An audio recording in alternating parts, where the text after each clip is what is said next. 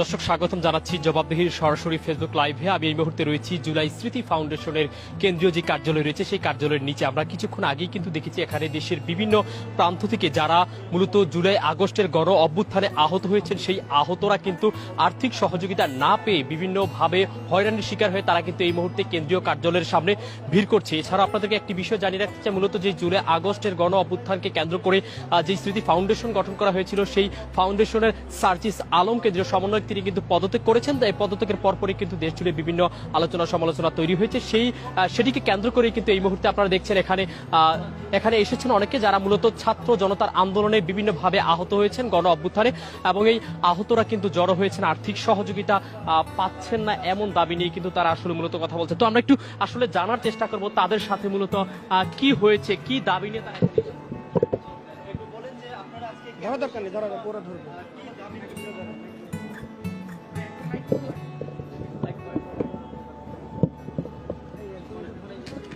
ধন্যবাদ উপস্থিত সাংবাদিক ভাইরা। আমরা এখানে আসছি জুলাই ফাউন্ডেশনে। আমরা আজকে কয়েক মাস ধরে আমরা দিনের পর দিন এখানে আসছি। আপনারা জানেন যে যারা আহত তাদের জন্য 1 লক্ষ টাকা জুলাই ফাউন্ডেশন থেকে দেওয়া হচ্ছে, কিন্তু সেই 1 লক্ষ টাকা আমরা কাগজপত্র জমা দেওয়ার পরেও আমরা দিনের পর দিন বিভিন্ন জেলা থেকে আমরা এখানে আসছি, কিন্তু এখান থেকে কোনো আমরা সঠিক সিদ্ধান্ত পাচ্ছি না। আমাদেরকে বিভিন্নভাবে কাগজপত্রের নামে বিভিন্ন অজুহাতে আমাদেরকে হয়রানি করা হচ্ছে এবং সময় নষ্ট করা হচ্ছে, এবং আমরা এখানে ব্যাপক হয়রানির শিকার হচ্ছি।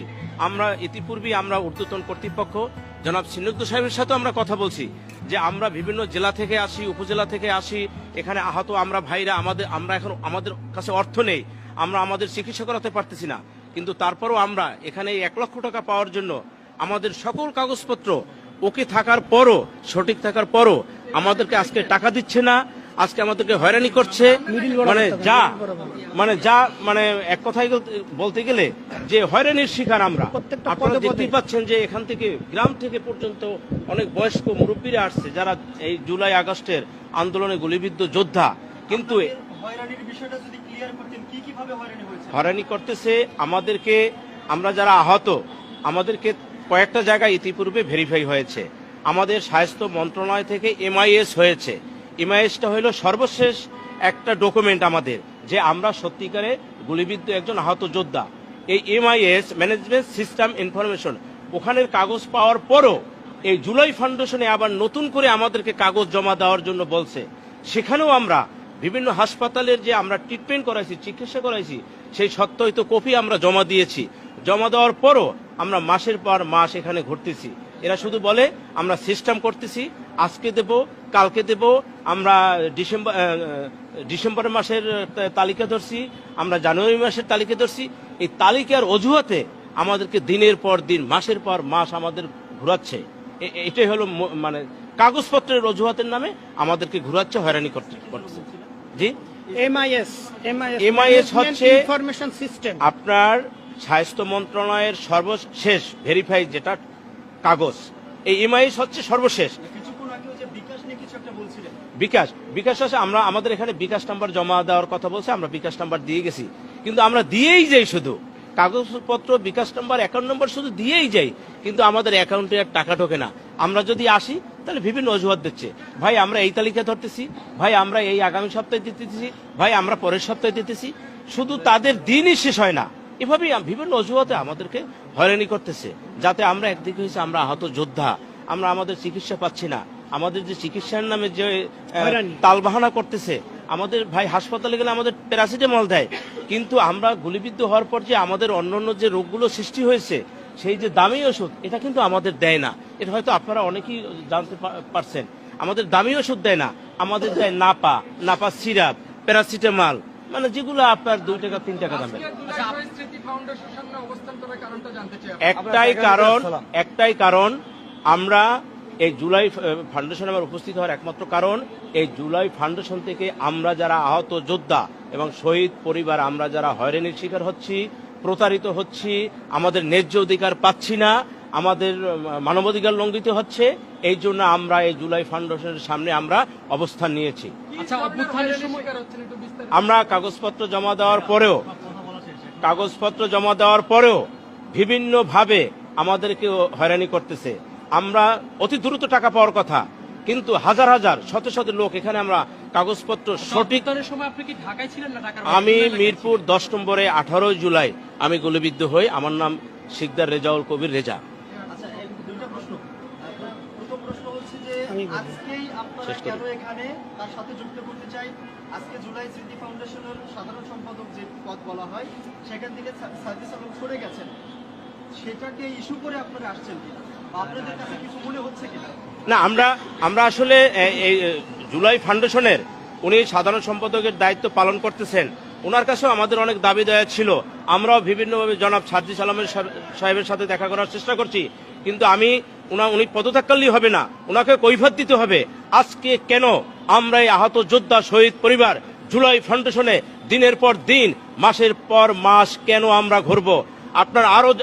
আপনাদেরকে আরো অবহিত করতে চাই, এই জুলাই ফাউন্ডেশনে আপনারা গিয়ে দেখেন, আমরা যারা আহতরা এবং নিহত পরিবার বিভিন্ন জেলা থেকে আসে, তাদেরকে বসার মতো একটা জায়গা নেই, চেহার নেই, তাদেরকে একটা চা দেওয়ার মতো আপ্যায়নের ব্যবস্থা নেই, তাদের সাথে যা তা ব্যবহার করতেছে। মনে হয় আমরা জুলাই আগস্টের আন্দোলন করে ভুল করছি, আমরা মনে হয় এদেশের একজন কামলা, আমরা মনে হয় ভিখারি। ভিখারি যেভাবে মানুষের দুয়ারে দুয়ারে গেলে নির্যাতিত বঞ্চিত হতে হয়, ঠিক এই জুলাই ফাউন্ডেশনের কর্মকর্তারা ঠিক তদ্রুপ আমাদের সাথে ওই ধরনের অমানবিক আচরণ করতেছে। আজকে যে আপনারা ক্ষোভ প্রকাশ করছেন, আজকে কি কোনোভাবে হয়রানি হয়েছেন? আজকেও আমরা এখানে আসছি। আজকে আমি আসছিলাম, আমরা-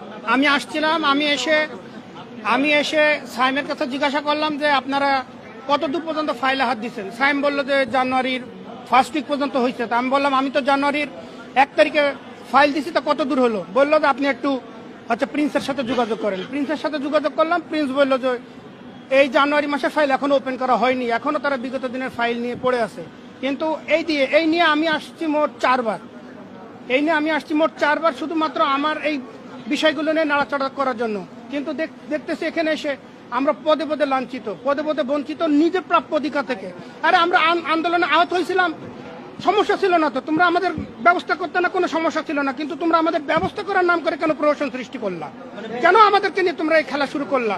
বিষয়টা এমন কি না যে আজকে সার্ভিস আলম তার পদ থেকে সরে গেছেন, আপনাদের কাছে মনে হচ্ছে যে জুলাই স্মৃতি ফাউন্ডেশনের উপর যে বিশ্বাসটা ছিল সেটা আর নাই, এই কারণে আপনারা আজকে না, জুলাই স্মৃতি ফাউন্ডেশনের পরে আমাদের শতভাগ বিশ্বাস আছে এবং থাকবে। তার কারণ কি, জুলাই স্মৃতি ফাউন্ডেশন যদি সঠিক নেতৃত্বের হাতে যায়, জুলাই স্মৃতি ফাউন্ডেশন যদি আমাদের প্রধান উপদেষ্টা ডক্টর মোহাম্মদ ইউনূস স্যার যদি সঠিক নেতৃত্বের হাতে দেয়, যারা আহতদের দুঃখ বুঝে, যারা নিহতদের দুঃখ বুঝে, এদের হাতে যদি জুলাই ফাউন্ডেশনের নেতৃত্ব আসে, আর জুলাই ফাউন্ডেশনের নেতৃত্ব যারা নিবে, তারা যদি শুক্র শনি সরকারি ছুটির দিন বসে না থাকে, আমি মনে করব যে তারা যদি নিজের ভাই মনে করে ভাইয়ের জন্য, বোন মনে করে বোনের জন্য যদি দৌড়াদৌড়ি করে, অবশ্যই জুলাই ফাউন্ডেশন আমাদের দ্বারগড়ে পৌঁছাতে বেশি দিন সময় লাগবে না।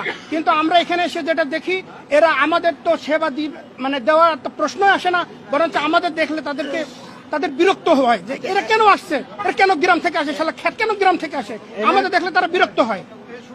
আমি একটু কথা বলবো, আপনাদের কাছে একটা প্রশ্ন রাখবো ভাইয়েরা। আর একটু বলতে চাই, আমরা আমাদের এই যারা আহত এবং শহীদ পরিবার, আমাদের কিছু দাবি আছে। সেটা হলো আমাদেরকে পুনর্বাসনের ব্যবস্থা করতে হবে, রাষ্ট্রীয় সম্মানী দিতে হবে, রাষ্ট্রীয় ভাতার ব্যবস্থা করতে হবে, আমাদের নিরাপত্তা দিতে হবে, এবং এই জুলাই আগস্টের আন্দোলনকে রাষ্ট্রীয়ভাবে স্বীকৃতি দিতে হবে। আর একটা কথা বলতে চাই, আমাদের এই দাবি আদায়ের লক্ষ্যে আগামীকাল জাতীয় প্রেস ক্লাবে আমরা দুপুর 12টায় আমরা সাংবাদিক সম্মেলনের ডাক দিয়েছি।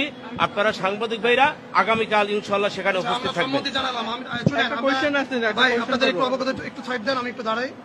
আমরা এই পিজিতে আমি ভর্তি আছি, পিজিতে থেরাপি নিচ্ছি। আপনাদের লাইভ দেখলাম। তো আমি দুঃখের সাথে বলি, যাতে গত 6 মাস পরে আমার আহত যোদ্ধা ভাইরা, যারা কিনা গুলি খেয়েছে, যারা কিনা স্প্রিন্টের আঘাত যাদের বুকে, তারা আজকে আবার এই 6 মাস পরে শহীদ জুলাইয়ের অফিসের নিচে দাঁড়াবে, এটা কল্পনাও করতে পারিনি। কিন্তু যখন আজকে দেখছি তারা এই শহীদ জুলাইয়ের অফিসের নিচে এই খোঁড়াতে এসে দাঁড়ায় এই যে তাদের এই 1 লাখ টাকার বিষয়ে বলতে হবে, তখন আমাদের কাছে আসলে আমরা খুব মর্মাহত। এখানে আমাদের একটি শহীদের ভাই রয়েছে, স্নিগ্ধ ভাই। সেই স্নিগ্ধ ভাই আসেন বোধহয়, সামনে দেখলাম। স্নিগ্ধ ভাই আমাদেরকে কথা বলবেন। কিন্তু আমাদের কাছে একটা বিষয়, সার্জিস ভাই কালকে শুনলাম যে পদত্যাগ করছে।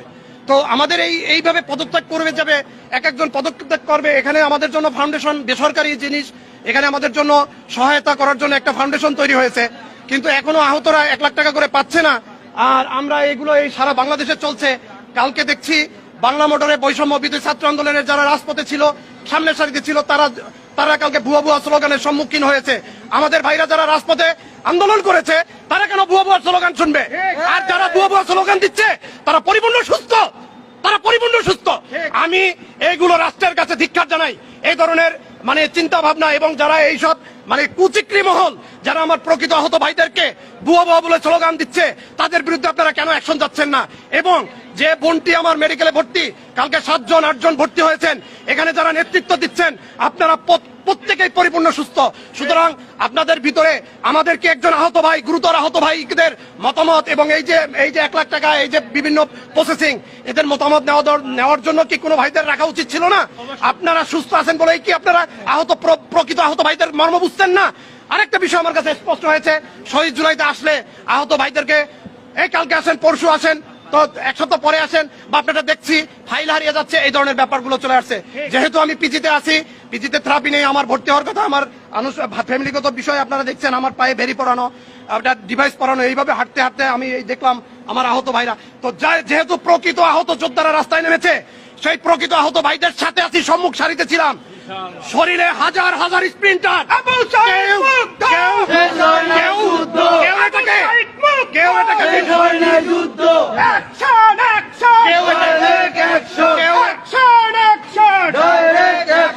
কেউ এটাকে ভিন্ন খাতায় নেওয়ার চেষ্টা করবেন না।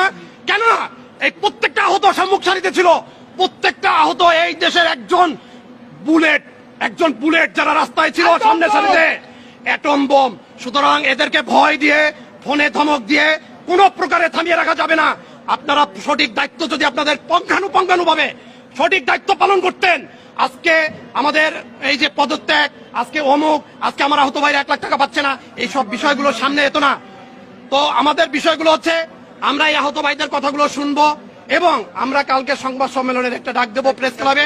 মিডিয়ার ভাইরা আপনাদের কাছে অনুরোধ রইল, আপনারা এই জাতির বিবেক, আপনারা যদি ফিল করেন যে ভাইটির পা নাই, যে ভাইটির চোখ থেকে পানি পড়ছে, সারা বাংলাদেশে 22,000 আহত, 834 জন শহীদ, এদের কষ্ট যদি আপনারা ফিল করে থাকেন, কালকে সংবাদ সম্মেলন হবে জাতীয় প্রেস ক্লাবে। কেন আমাদেরকে এখনো ভুয়া ভুয়া বলে বিভিন্ন ভাইদেরকে 7 জনকে আহত করা হয়, এবং যারা আহত করে তারা পরিপূর্ণ সুস্থ, এবং কোথা থেকে এই স্পটটা পায় ভুয়া বলে, আমরা এগুলো আর বরদাস্ত করব না। আমরা একটা প্রশ্ন রাখতে চাচ্ছি,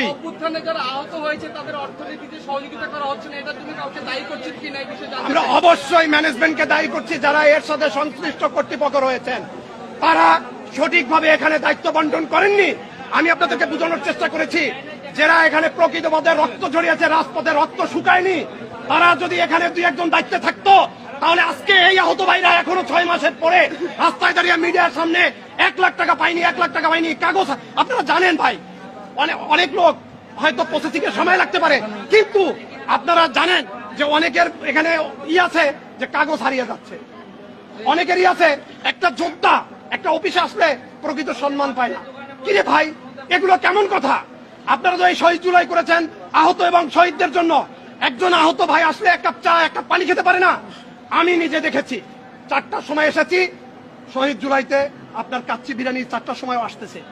আমার একজন ভাই যখন ঘোরাতে আসে, আমি এই রাষ্ট্রের কাছে বলতে চাই, যারা এই রাষ্ট্রে এখন দায়িত্বে রয়েছেন, আমার একজন আহত ঘোরানো ভাই কি 1 গ্লাস পানি পেতে পারে না? আমার একজন আহত ভাই কি 1 কাপ চা পেতে পারে না? আপনারা কিসের শহীদ জুলাই করেছেন? কিসের এগুলো? ভাই একটা কোয়েশ্চেন করতে চাচ্ছি আপনাদের কাছে। বুলেট লেগে যে ভাই আপনাদের কাছে দাবি, খোকনে পুরো মুখ বিক্রি হয়ে গেছে, সেই খোকনকে আমি দেখেছি সকাল 10টায় এসে বেলা 3টা পর্যন্ত শুধু ভাই আমার একটা প্রশ্ন, যে এই আধুনিক যুগে তো তথ্য প্রযুক্তি যুগে এই ডাটাটা পূর্ণ করতে, মানে টোটালি কষ্ট আহতদের লিস্ট করতে আর কত মাস সময় লাগবে, যে আপনাদের কার্যক্রম শেষ হবে? এই ডাটাটা পরিপূর্ণ করতে কত মাস সময় লাগবে? এখন আমরা মেডিকেলের চিকিৎসায় আমরা ভুগেছি, আমাদের কোনো কিছু নাই। আমরা এখনো কোনো ধরনের ট্রিটমেন্ট পাচ্ছি না ঠিক মতন। মেডিকেলে আজকে আমি নিজে গেছি, আমাকে হেনস্থা করা হয়েছে, পদে পদে আমি হেনস্থা হয়ে আপনাদের সামনে আসলাম। আপনারা জানেন না এই ছেলেটা খোঁড়ায় খোঁড়ায় হাঁটে, আপনি প্রত্যেকটা একটু পায়ের দিকে ফলো করেন। হ্যাঁ ভাই ভেরি পড়ানো বিভিন্ন ভাবে আমাদেরকে ডকুমেন্ট আর কতবার জমা নেবে? আজকে আমাকে ফোন দিচ্ছে, ভাই আপনার ডকুমেন্ট দিন, আর কতবার দিব ডকুমেন্ট? আর কিভাবে প্রসেসিং করলে এ দ্রুত করা হইব? আপনারা জানেন 5 মাস যুদ্ধ শেষ হয়েছে, এখনো- এই 5 মাসে 110 কোটি টাকা আহত এবং শহীদ পরিবারকে দিতে পারে নাই। যেটা ডিজিটাল যুগ, যেখানে 1000 কোটি টাকা 10 দিনে দেওয়া যায়, সেখানে আহত এবং শহীদ পরিবারের 110 কোটি টাকা এখন পর্যন্ত দিতে পারে নাই এই জুলাই ফাউন্ডেশন, মানে মূলা ফাউন্ডেশন। এই মূলা ফাউন্ডেশন ব্যর্থ। ধন্যবাদ সাংবাদিক ভাইদেরকে। আসসালামু আলাইকুম। আসিফ নাহি আমরা কালকে সংবাদ সম্মেলন করব। দর্শক দেখছিলেন আপনারা কিন্তু এই মুহূর্তে যে জুলাই অভ্যুত্থানে যারা আহত হয়েছেন তারা কিন্তু জুলাই স্মৃতি ফাউন্ডেশন সামনে অবস্থান নিয়েছে। এদিকে অভিযোগ করছেন জুলাই স্মৃতি ফাউন্ডেশনের কর্তৃপক্ষ মীর স্নিগ্ধ কিন্তু এখানে রয়েছে। আসলে আমরা একটু স্নিগ্ধের সাথে কথা বলার চেষ্টা করছি। আমরা এবার একটু কথা বলতে চাই। এখানে উপস্থিত আছেন জুলাই আন্দোলনের শহীদ মুগ্ধের ভাই স্নিগ্ধ। আমরা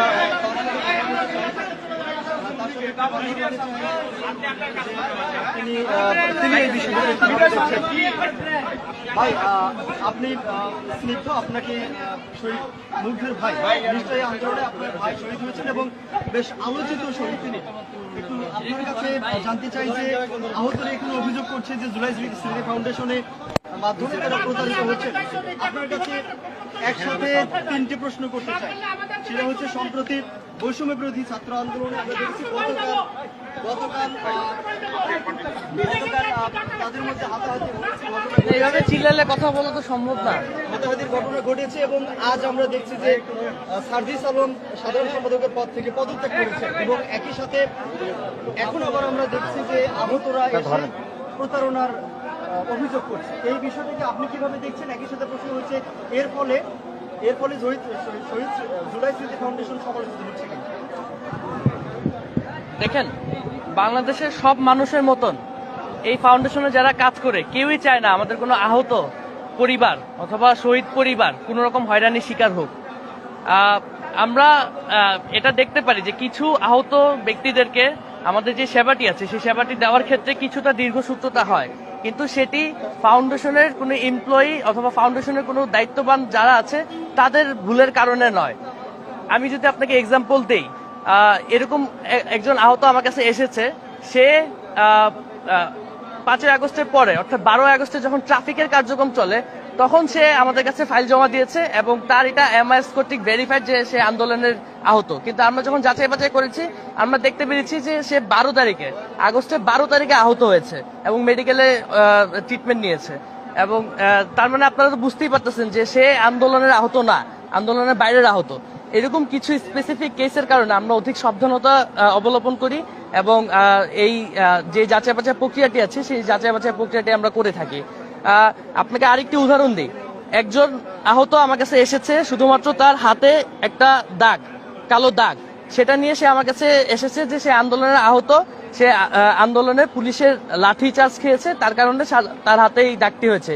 কিন্তু সে কিন্তু তার নর্মাল জীবন সুন্দর মতো পরিচালনা করতে পারছে। আমাদের ফাউন্ডেশনের যে প্রধান লক্ষ্য সেটা হলো যাদের এখন ইমার্জেন্সি ভিত্তিতে যাদের আমাদের সেবাটি প্রয়োজন তাদের কাছে আমরা যত দ্রুত সম্ভব সেবা পৌঁছে দিব। আপনারা এখানে আরো অনেক আহতরা আছে, আমরা কিন্তু কাউকে ডাক দিই নেই, তারা এসেছে এই কথা শুনে এখানে এসেছে, তাদের কাছেও জিজ্ঞাসা করতে পারেন, তারাও আমাদের ফাউন্ডেশন থেকে সেবা নিয়েছে। আমি স্বীকার করছি যে এরকম 1-2 আছে যাদের ক্ষেত্রে দীর্ঘসূত্রতা হচ্ছে, সেটি আমরা অধিকতর যাচাই বাছাইয়ের জন্য যাতে নিশ্চিত করতে পারি যে তারা এই আন্দোলনের প্রকৃত আহত, সেটার জন্য এই সময়টি প্রয়োজন হচ্ছে। কিন্তু সেটি সবার ক্ষেত্রে নয়। গুটি কয়েকজনকে আপনারা আন্দোলনের আহতদের প্রতিনিধি বানালে সেটি আসলে যারা আন্দোলনে আহত হয়েছে তাদের অমর্যাদা করা হবে। আপনারা ম্যাচ জায়গাতে যান, হসপিটালগুলোতে যান, সেখানে যে জুলাই শহীদ স্মৃতি ফাউন্ডেশনের ব্যাপারে জিজ্ঞাসা করেন, দেখেন তারা কি মতামত করে। যারা ফাউন্ডেশনের সামনে এসে অথবা বিভিন্ন জায়গায় মানববন্ধন করে থাকে তাদের দিকে না তাকিয়ে যে যারা রিয়েল আহত, যারা হসপিটালে এখনো ভর্তি আছে তাদের কাছে যান, তাদের থেকে মতামত নিন, আপনারা সত্যটা যাচাই করতে পারবেন। সার্জিস আলমের সরে যাওয়ার ফলে কি কোনো প্রভাব পড়বে জুলাই স্মৃতি ফাউন্ডেশনে? আপনারা ইতিমধ্যে সার্জিস আলম ভাইয়ের পোস্ট দেখেছেন, সেখানে সে ইতিমধ্যে পরিষ্কার করেছে যে আমাদের জুলাই শহীদ স্মৃতি ফাউন্ডেশনের গঠনতন্ত্র যেটি আছে সেটি সংশোধন করা হয়েছে, যাতে আমরা অধিকতর স্বচ্ছতার সাথে এবং ইফেক্টিভ ভাবে আমরা জুলাই শহীদ স্মৃতি ফাউন্ডেশনের যে সেবাগুলো আছে সেগুলো আহত এবং শহীদ পরিবারদের কাছে পৌঁছে দিতে পারি। সেই প্রেক্ষিতেই আমাদের গঠনতন্ত্র অনুযায়ী এখন 3টি বডি হয়েছে। একটি হলো গভর্নিং বডি, একটি হলো এক্সিকিউটিভ বডি এবং আরেকটি হলো সাধারণ পরিষদ বডি। গভর্নিং বডিতে ডক্টর মোহাম্মদ ইউনূস স্যার সহ আমাদের যারা উপদেষ্টা মহোদয়রা আছে তারা গভর্নিং বডির সদস্য, তারা আমাদেরকে বিভিন্ন রকম দিক নির্দেশনা দিবে আমাদেরকে এক্সিকিউট করার জন্য। আর এক্সিকিউটিভ কমিটির হেড হিসেবে আমি আছি, সিইও হিসেবে, এবং আমি মাঠে যে কাজগুলো ইমপ্লিমেন্টেশন করা দরকার সেগুলোর হেড হিসেবে আমি সেগুলো ইমপ্লিমেন্টেশন করব। সেক্ষেত্রে এই যে গঠনতন্ত্রতে আপডেট করা হয়েছে তার ফলে জেনারেল সেক্রেটারি যে পোস্টটা, সেই পোস্টটার এখন কোনো প্রয়োজন নেই আমাদের যে নতুন গঠনতন্ত্র অনুযায়ী। সেজন্যই সার্জিস ভাই যেহেতু অন্যান্য কাজেও ব্যস্ত আছে, সে নিজের থেকেই বলেছে যে জেনারেল সেক্রেটারি পোস্টে যেহেতু এখানে আর কোনো দরকার নেই, আমাদের ফাউন্ডেশনের কাজকে আরো গতিশীল করার জন্য সে নিজের থেকে বলেছে যে জেনারেল সেক্রেটারি পোস্টের আর কোনো প্রয়োজন নেই, সেক্ষেত্রে সে আর এই ফাউন্ডেশনে থাকবে না। সে পুরোটাই এই গঠনতন্ত্রের উপর ভিত্তি করে গঠনতন্ত্রে যারা এক্সিকিউটিভ কমিটিতে আছে, গভর্নিং বডিতে আছে, তাদের উপর দায়িত্ব দিয়ে সে তার দায়িত্ব পালন করেছে। আহতরা কিন্তু আরেকটা অভিযোগ করছে যে জুলাই স্মৃতি ফাউন্ডেশনে কেউ আসলে তাদেরকে যত্ন করা হয় না বা তাদেরকে গুরুত্ব দেওয়া হয় না।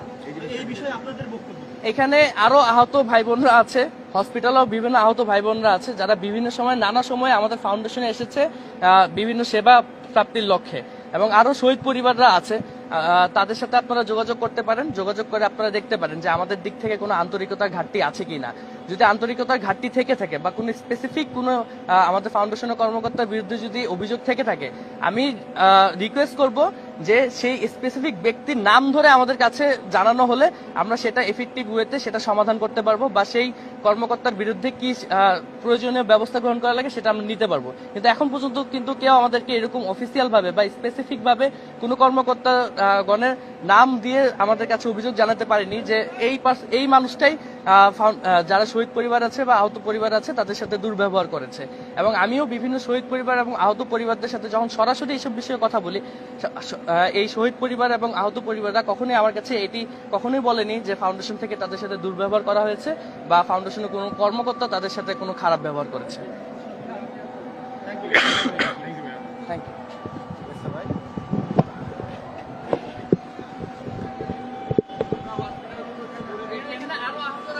দর্শক, আপনারা শুনছিলেন যে জুলাই স্মৃতি ফাউন্ডেশন রয়েছে সেটির প্রধান কার্যালয়ের সামনে থেকে জুলাই স্মৃতি ফাউন্ডেশনের যারা কর্মকর্তা রয়েছে, মীর স্নিগ্ধ এবং আহত যোদ্ধা যারা রয়েছে তাদের মধ্যে কিন্তু পাল্টাপাল্টি অভিযোগ রয়েছে, সেটি কিন্তু আপনারা এতক্ষণ পর্যন্ত দেখছিলেন মূলত।